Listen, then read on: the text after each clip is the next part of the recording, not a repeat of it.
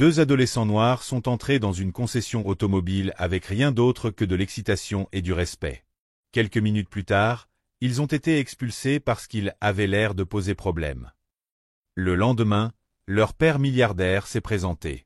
Non pas pour crier, mais pour que le monde entier voie ce qui s'était réellement passé.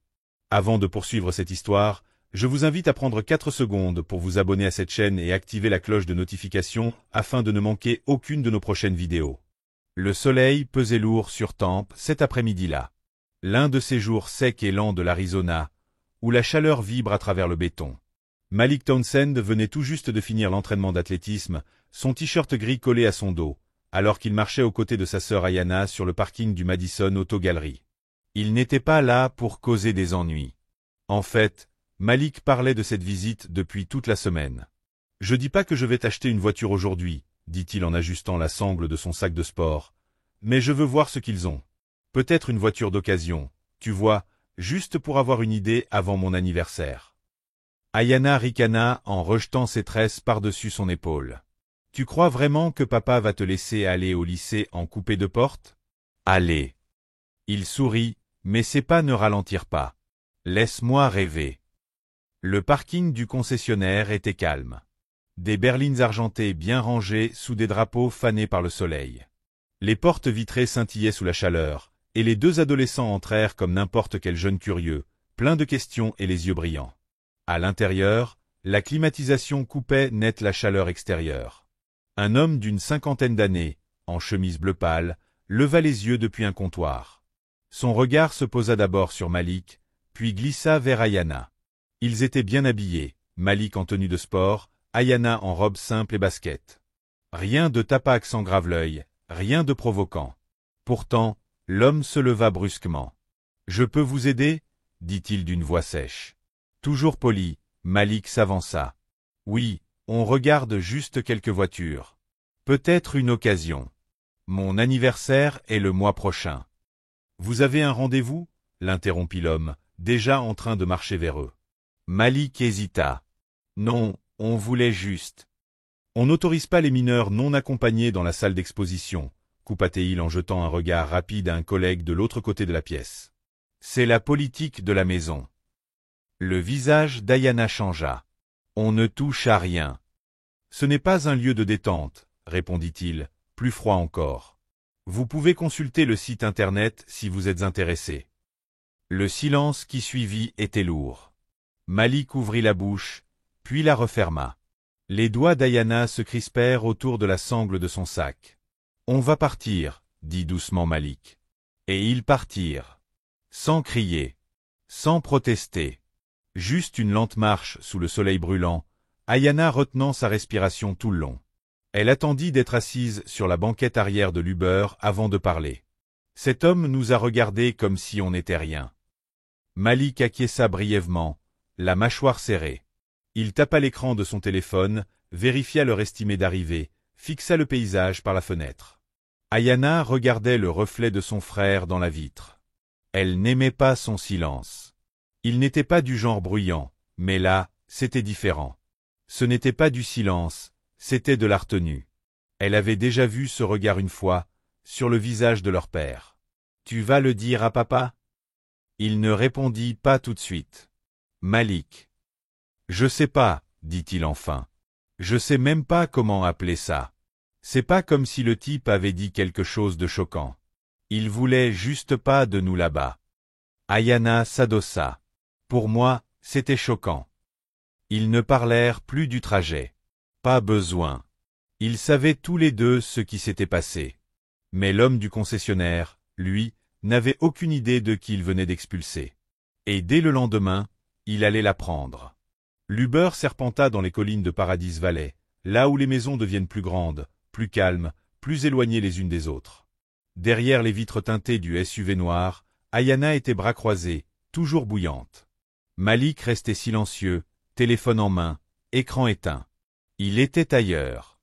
Leur maison apparut. Une propriété moderne en pierre et en blanc, discrètement cachée derrière un portail. Pas tapac sans grave-l'œil, mais chère de cette richesse discrète, vieille ou très bien investie. Leur père, Charles Townsend, avait bâti son empire tech à partir de rien. Il avait commencé par réparer du matériel à Flagstaff, avant de faire fortune grâce à une start-up de cybersécurité. Aujourd'hui, on parlait de lui dans Forbes et dans les panels de Silicon Valley. Mais ici, tout le monde l'appelait simplement Charles. Les enfants entrèrent par l'entrée latérale et posèrent leurs affaires près du banc de la cuisine. Une odeur de cèdre et de linge propre flottait dans la maison. Chez eux. Mrs. Kay, leur gouvernante, leva les yeux de la table à manger où elle pliait des serviettes. « Salut les enfants, tout va bien. »« Ouais. » marmonna Ayana. Malik ne répondit pas. Depuis le fond du couloir, la voix de leur père résonna. « Malik. » Le couloir quelques secondes plus tard, toujours vêtu de son polo bleu marine, pieds nus, une tablette à la main. « Vous êtes rentré plus tôt que prévu, » dit-il. Malik haussa les épaules. « On n'est pas resté longtemps. » Charles remarqua immédiatement la posture abattue de son fils, la manière dont il évitait son regard. Il jeta un œil à Ayana. Son visage en disait plus qu'elle ne l'aurait voulu. Qu'est-ce qui s'est passé? Malik resta silencieux. Charles posa sa tablette et croisa les bras. Malik? Ayana soupira. Un type à la concession a dit qu'on n'avait pas le droit d'entrer. Charles fronça les sourcils. Quelle concession? Madison Auto Gallery, sur University Drive, répondit Malik. Qu'est-ce qu'il a dit exactement? Malik se frotta la nuque. Il ne voulait pas qu'on regarde. Il a dit qu'il n'autorisait pas les mineurs non accompagnés et nous a accusés de traîner. Charles ne bougea pas pendant un long moment. Ses yeux se plissèrent légèrement, non pas de colère, mais de concentration, ce genre de calcul lent et réfléchi qui signifiait qu'il pensait déjà 2 ou 3 coups à l'avance. « Et vous, qu'est-ce que vous avez fait? »« On est parti, » dit Malik. « Je ne voulais pas faire d'histoire. » Cette phrase résonna fort. Charles inspira profondément, alla vers la cuisine, remplit un verre d'eau et le tendit à Malik avant de parler de nouveau. « Tu as bien réagi, tu m'entends » Malik hocha doucement la tête. Puis son père s'assit sur le tabouret du comptoir et le regarda droit dans les yeux. « Je veux que tu comprennes une chose, tu ne vaux pas moins que quiconque. Je me fiche que tu entres en survêtement ou en smoking. Tant que tu te tiens droit, si quelqu'un te perçoit comme un problème, c'est son problème, pas le tien. » Ayana s'adossa au frigo, observant. Charles poursuivit, d'un ton calme et posé. « Mais tu dois aussi savoir que le silence n'est pas toujours une force. Parfois, laisser passer de petites injustices, c'est permettre qu'elles se répètent. Pour toi. Pour les autres. » Malik déglutit difficilement. « Alors, qu'est-ce que tu vas faire ?» Charles ne répondit pas tout de suite. Il regarda ses 2 enfants, puis se leva et sortit son téléphone. « Je vais avoir une conversation. » Ayana cligna des yeux. « Avec qui ?»« Avec la personne qui dirige cet endroit, » dit-il en quittant la pièce. « Demain matin. » Les heures suivantes passèrent dans une étrange tranquillité. Pas de cris, pas d'appels frénétiques. Charles prépara le dîner comme d'habitude, saumon grillé, asperges, riz. Ils mangèrent en famille. Mais quelque chose avait changé. Ce n'était pas de la colère, c'était de la détermination. Ce soir-là, Malik fixa le plafond un long moment avant de s'endormir. Il ne savait pas exactement ce que son père entendait par conversation, mais il avait le sentiment que ce serait bien plus percutant que tous les cris du monde. Et de l'autre côté de la ville, l'homme de la concession n'avait aucune idée de la tempête qui se préparait déjà. Madison Auto Gallery ouvrit ses portes à 9 heures précises. À 8h45, le personnel commençait déjà à arriver, des clés qui tintent, des gobelets de café à la main, encore les lunettes de soleil sur le nez. Le rythme habituel d'un lundi. Derek Holton, le directeur adjoint des ventes, s'adossait au comptoir d'accueil avec son americano glacé, défilant sur son téléphone. Il ne reconnaissait même plus la moitié des noms dans sa boîte de réception. Le turnover était élevé. Ce boulot payait bien, si on savait vendre. Et lui savait vendre. À 9h03, un seul client se trouvait sur le parking, une Rolls-Royce Phantom bleu marine, étincelante sous le soleil de l'Arizona. Elle ne se gara pas à l'endroit habituel. Elle ne resta pas en arrière.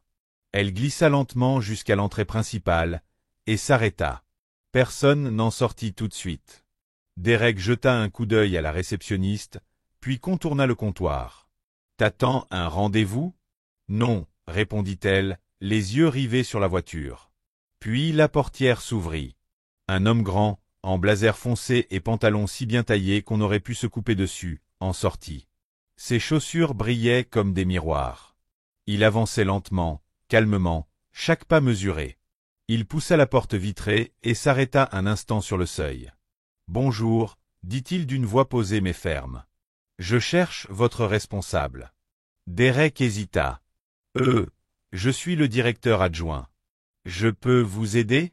L'homme le regarda droit dans les yeux. « Ce n'est pas vous que je cherche. » C'est alors que Kyle Lanson, le directeur général, sortit de son bureau sur le côté grand, rougeaud, toujours un peu trop stressé. « Bonjour », dit-il rapidement. « Je suis Kyle. Que puis-je faire pour vous ?» L'homme sortit une carte de sa poche intérieure et la lui tendit. Kyle lut le nom à voix basse. Charles Townsend, fondateur et président de TNS Global. Il releva les yeux, son visage commençant à pâlir. « Waouh, monsieur. Je ne m'attendais pas à... » « J'imagine bien, » répondit Charles en avançant davantage dans le hall. « Je ne prendrai que quelques minutes. » Kyle fit un geste vers son bureau, le regard nerveux vers Derek.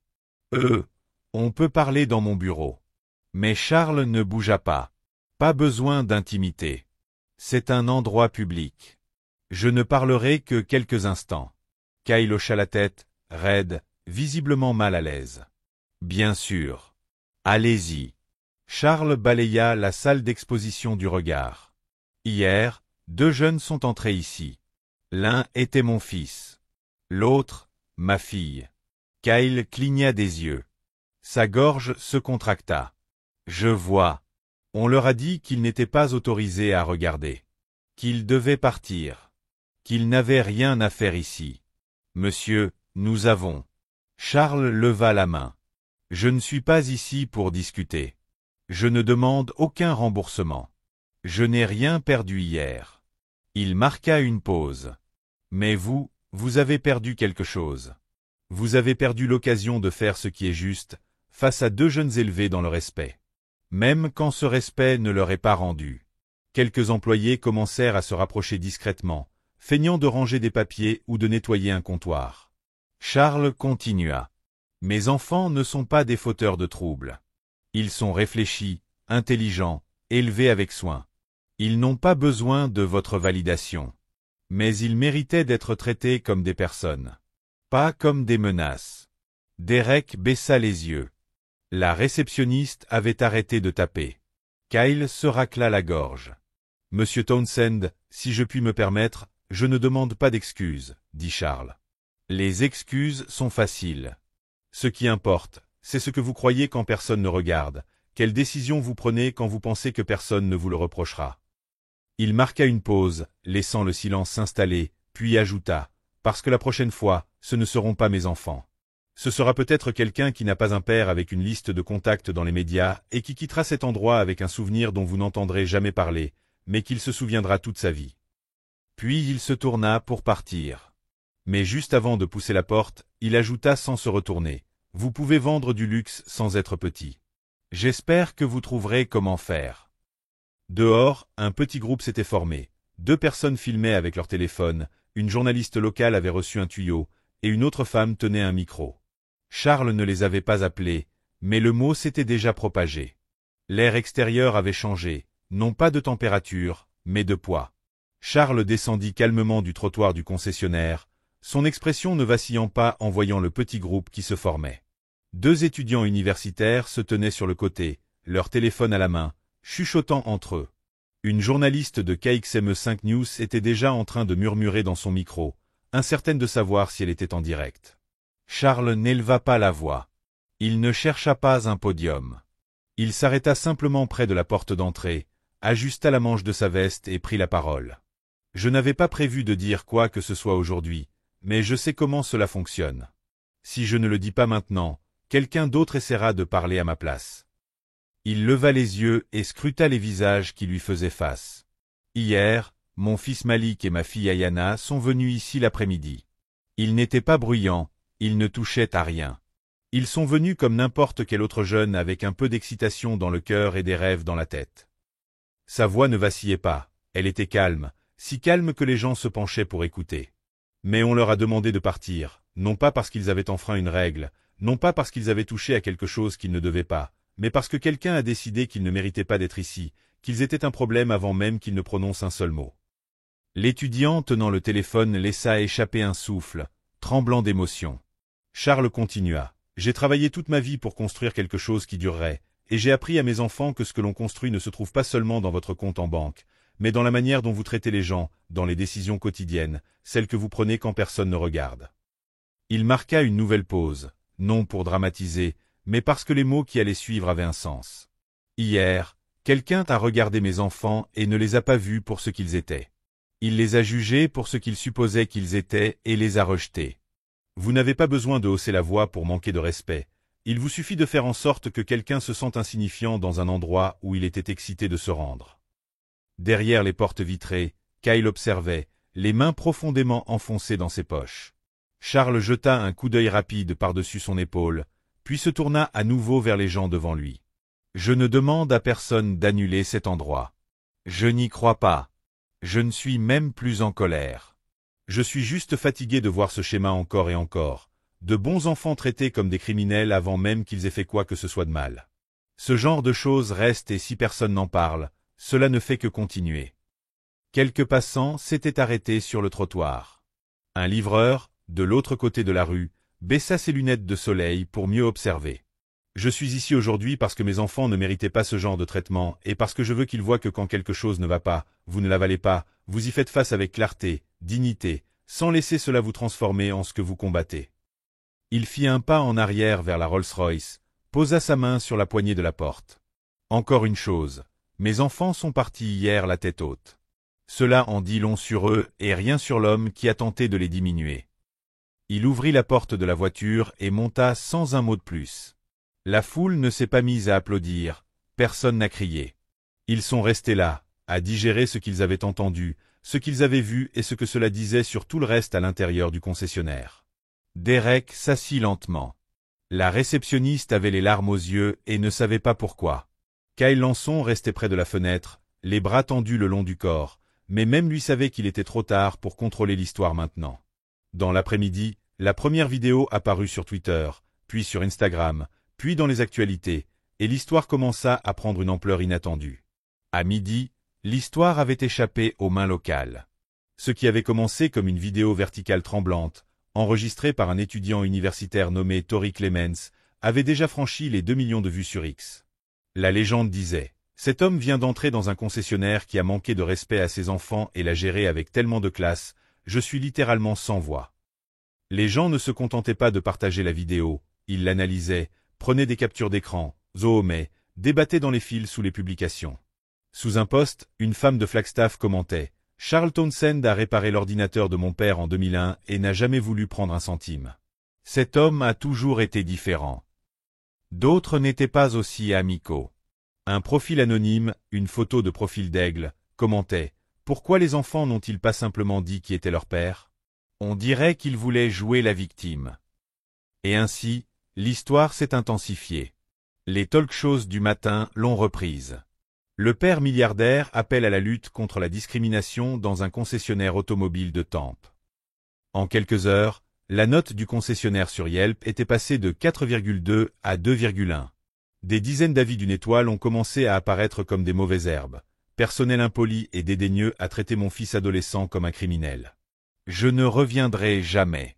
Si vous ne portez pas de costume-cravate, ne vous donnez même pas la peine de rentrer. Ils vous demanderont de partir avant même que vous ne prononciez un mot. Bien sûr, toute la réaction n'est pas venue de personnes inconnues. Des groupes d'activistes locaux ont commencé à se concentrer sur l'histoire, appelant à des discussions sur la perception des jeunes et les préjugés quotidiens. Et au milieu de tout cela, le concessionnaire a publié une déclaration, un banal message d'excuses en 2 paragraphes sur leur site web et leur page Instagram. Nous regrettons l'expérience récente qui a eu lieu dans notre salle d'exposition et nous réexaminons activement nos politiques. Nous nous efforçons de fournir un environnement accueillant pour tous nos clients et prenons ces questions très au sérieux. Les commentaires en dessous en disaient long. Vous êtes désolé uniquement parce que vous avez été pris. Réexaminez vos politiques. Et si vous réexaminiez vos employés? Cette excuse à la chaleur d'une contravention.